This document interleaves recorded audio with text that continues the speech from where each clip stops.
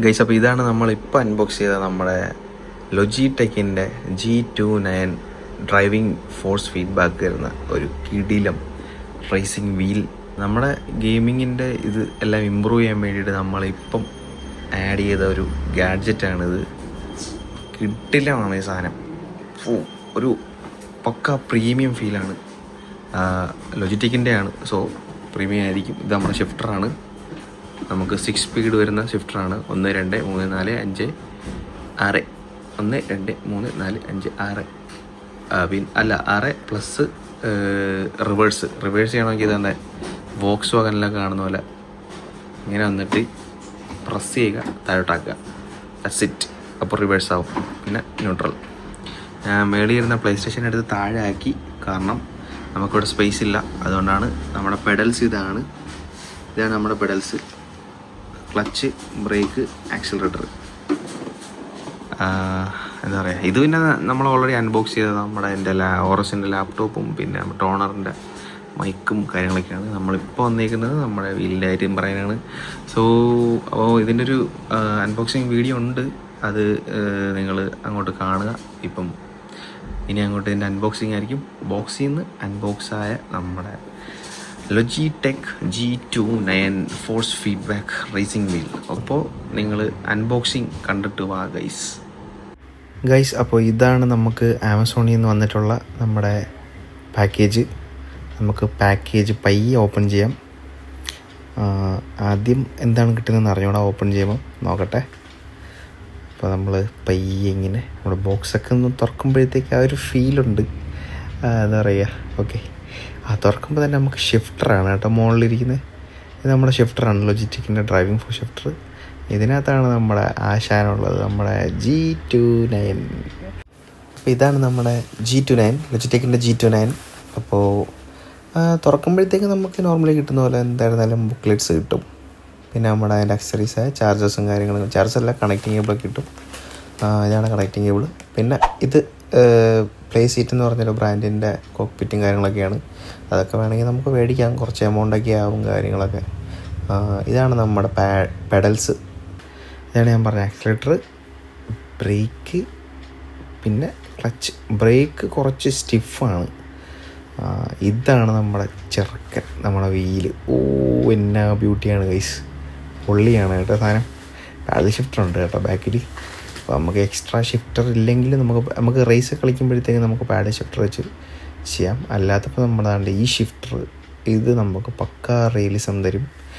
ഇത് 1 തൊട്ട് 6 വരെയുള്ള ഗിയറുണ്ട്, പ്ലസ് ഒരു റിവേഴ്സ് ഗിയറൊക്കെ ഇടുന്ന അടിപൊളിയാണ്.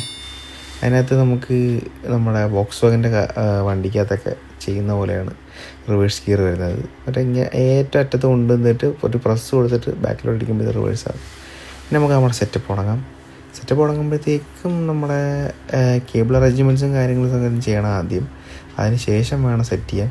നമ്മളിവിടെ കണക്ട് ചെയ്യാം. നമ്മുടെ മെയിൻ പവർ കേബിൾ ഒരെണ്ണം കണക്ട് ചെയ്യണം. പിന്നെ 2 VGA പോർട്ടാണ് വരുന്നത്. ഈ ഷിഫ്റ്ററിനും പെഡൽസിനും VGA പോർട്ട്സാണ് വരുന്നത്.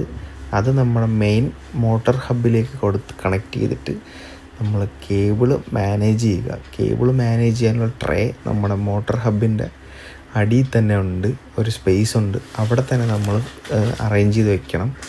അറേഞ്ച് ചെയ്ത് വെച്ച് കഴിഞ്ഞാൽ അത്രയും നല്ലത്, കേബിൾ ഡാമേജ് വരത്തില്ല. അല്ലെങ്കിൽ നമ്മൾ അങ്ങോട്ടും ഇങ്ങോട്ടിട്ടൊക്കെ മൂവ് ആവുക ഒരു മാതിരിയാവും. ഇതാണ് ഈ ഒരു ഏരിയയാണ് കേബിൾ മാനേജ് ചെയ്യാനുള്ളത്. ഞാൻ എല്ലാം ചെയ്ത് സെറ്റാക്കി വെച്ചിട്ടുണ്ട്. പിന്നെ നമുക്ക് ടൈറ്റ് പൂട്ടാവുന്നതാണ്, കുഴപ്പമില്ല. ഇനി നമുക്ക് നമ്മുടെ ഷിഫ്റ്റർ ഒന്ന് ലോക്ക് ചെയ്യാം. സിമ്പിളാണ്, പ്ലഗ് ആൻഡ് പ്ലേ ആണ് ഫുള്ള്. ജസ്റ്റ് അതിനകത്ത് തന്നെ എല്ലാം ഉണ്ട്. നമുക്ക് എക്സ്ട്രാ സ്ക്രൂ ഡ്രൈവറിൻ്റെ ആവശ്യമൊന്നുമില്ല. നമുക്ക് സെറ്റ് ചെയ്ത് വയ്ക്കാമെന്നുള്ളൂ. സെറ്റ് ചെയ്ത് വെച്ച് എല്ലാം ഏകദേശം നമ്മൾ ചെക്ക് ചെയ്ത് ഓക്കെയാണ്.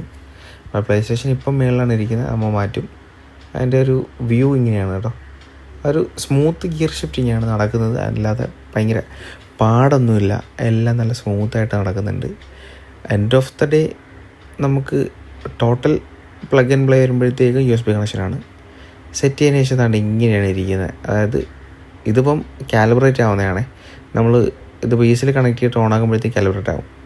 വണ്ടിയൊക്കെ ഒന്ന് ഓടിച്ച് നോക്കിയിട്ട് ഇതാക്കാം. അത്രയ്ക്ക് ഇതില്ല, അതായത് നമുക്ക് എക്സ്പീരിയൻസ് ഇല്ല, പക്ഷേ ഒരു ഫീഡ്ബാക്ക് തരുന്ന ഫീല് തന്നെ അടിപൊളിയാണ്.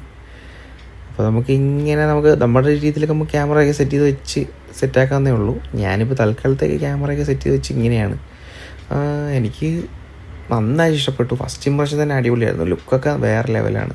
ഒരു പ്രീമിയം ലെതർ ഫിനിഷും പിന്നെ ഒരു ഫാൻസി റെഡ് ബട്ടൺ. അത് നമുക്ക് ഗെയിം ഡിപ്പെൻസ് നമുക്ക് ഇത് ചെയ്യാവുന്നതാണ്. അപ്പോൾ തുടക്കം തന്നെ നമുക്കൊരു ബെസ്റ്റ് ഇംപ്രഷനാണ് ഈ വീലിൽ നിന്ന് കിട്ടിയിരിക്കുന്നത്.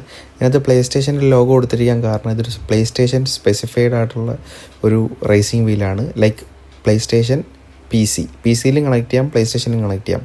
ഇത് നമുക്ക് എക്സ് ബോക്സിൽ കണക്ട് ചെയ്യാൻ പറ്റില്ല. എക്സ് ബോക്സിന് വേറൊരു വേരിയൻ്റ് ഉണ്ട്, അത് മേടിക്കേണ്ടി വരും. അപ്പോൾ ഒരു ടോട്ടൽ ലുക്കും കാര്യങ്ങളൊക്കെ ഇതാണ്. ഒരു പെഡലിൻ്റെയൊക്കെ ഒരു ബിൽഡ് ക്വാളിറ്റി ടോട്ടലി സൂപ്പറാണ് ഗൈസ്. ഇതിൻ്റെ ക്വാളിറ്റിയെ പറ്റി ഞാൻ എടുത്തു പറയാൻ കാരണം ഇത് നമ്മുടെ ലോജിടെക്കിൻ്റെ തന്നെ one of the most popular ആയിട്ടുള്ളൊരു റേസിംഗ് വീലാണ് ഈ G2 എന്ന് പറയുന്നത്. അപ്പം അത്യാവശ്യം എല്ലാവരുടെയും കയ്യിലും ഉണ്ട് ഇത്. പക്ഷേ ഇത് സൂപ്പർ വീലാണ്, അതുകൊണ്ടാണ് അത്രയ്ക്കും വാല്യൂ ഉള്ളതും. ഇതിൻ്റെ ലിങ്കും കാര്യങ്ങളൊക്കെ പ്രൈസും എല്ലാം ഞാൻ ഡിസ്ക്രിപ്ഷനിൽ കൊടുത്തേക്കാം ഗൈസ്. അപ്പോൾ നമ്മുടെ ചാനൽ സബ്സ്ക്രൈബ് ചെയ്യാൻ മറക്കല്ലേ. Thanks for watching. Happy gaming.